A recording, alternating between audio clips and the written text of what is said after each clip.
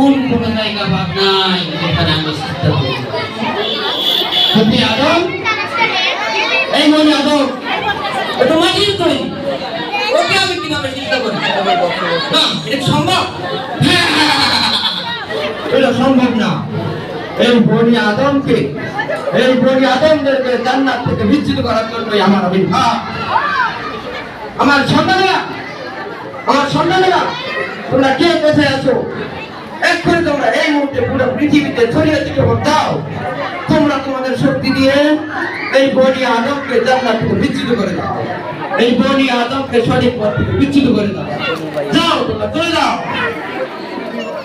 হ্যাঁ, বললে দেখাটাই তো। আর আমরা কি শয়তানি করবো? আমাদের থেকেও তো বড় শয়তান এই পৃথিবীতেই রয়েছে। এই যে রমজান মাস আসলে প্রত্যেকটা দ্রব্যমূল্যের দাম বাড়িয়ে দেয়। ইউরিয়া দেশে 50 টাকা, বাংলাদেশে 150 টাকা। শুধু কি তাই, বর্তমান শিক্ষা ব্যবস্থায় শরীর থেকে শরীর হওয়ার কর্মী যাচ্ছে।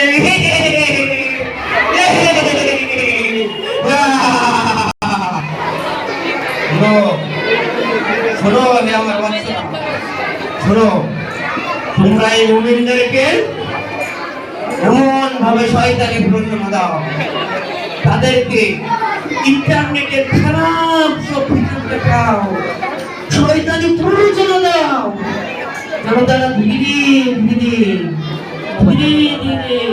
সঠিক পথ থেকে বিচ্ছিন্ন হয়ে যায়।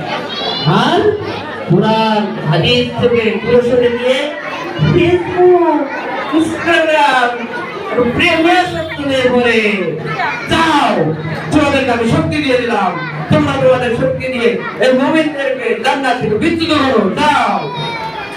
হ্যাঁ, আমিও তো যাচ্ছি। দেখো, একটা ভালো ছেলে শুয়ে আছে, দেখো আমি ওকে কিভাবে মাধ্যম করি। আমি যাচ্ছি ওকে পথ ভ্রষ্ট করতে।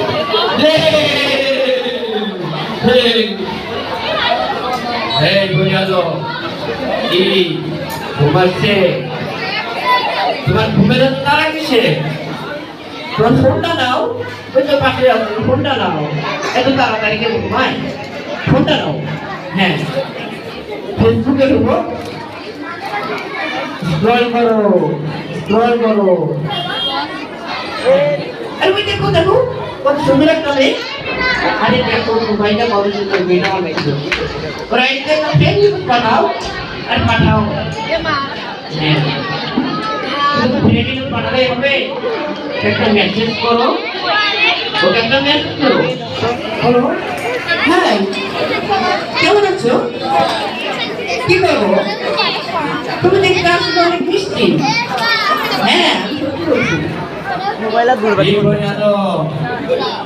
তুমি আমার বস এসে গেছো, এখন তোমাকে আমি বস করে ফেলছি।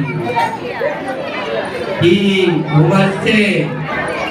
ঘুমাও, ঠিক আছে ঘুমাও।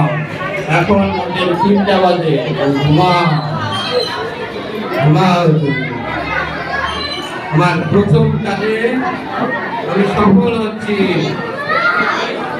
আসসালাতু খায়রুম মিনান নাওম। মধ্যে আজান দিচ্ছে, আল্লাহু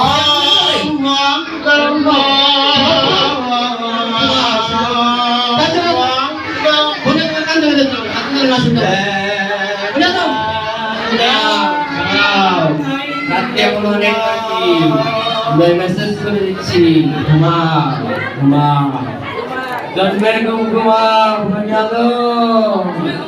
আজকে তোমার ফজর আমি কাজা করে দেবো। ফজরের ওয়াক্তের আর 1 মিনিট বাকি বলিয়া তো আমি তোমার শরীরে মেসেজ করে দিচ্ছি ঘুমাও